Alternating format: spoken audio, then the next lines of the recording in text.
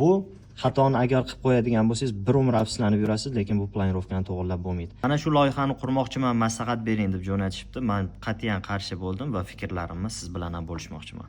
Aytmoqchi bo'lgan narsam, kiraverish joyiga, shunda hamma o'tib yuradigan joyiga holni qo'yib qo'yish. Ya'ni mana shu yerda dam olib, oilaviy o'tirib bo'ladimi o'zi? Men sizga sharoitini tushuntirib beraman hozir, yashash muhitini, keyin o'zingiz xulosa chiqarib olasiz. Birinchidan, bu joyda TV zona bo'ladi. Oilaviy gurung qilib o'tirasiz. Spalniyaga bittasi kirib chiqyapti oldingizdan, dupur o'tib, bu xonaga o'tib yurishibdi. Bittasini qonni og'rib qoladi, unitazni tortadi, siz mana bu o'tiribsiz, televizor ko'rib, yo yaqinlaringiz bilan gaplashib o'tiribsiz. Spalniyadagi bolalarning chug'ur-chug'uri eshitiladi. Bu yerdan endi bilmayman qanaqa ovoz chiqadi. Eshik ochilib qolsa, siz nazaringiz tushib qolishi mumkin yoki televizor ko'rib o'tirsangiz, bularga xalaqit berishingiz mumkin. Keyin umuman prixojiy zonasiga kirganingizda mana bu yerga oyoq kiyim yechasiz, shkaflarga taxlab qo'yasiz, mehmonni yana shu yerdan olib o'tishingiz kerak. Bu eshikni bitta yopsangiz, bu xonaga umuman yorug'lik kirmaydi.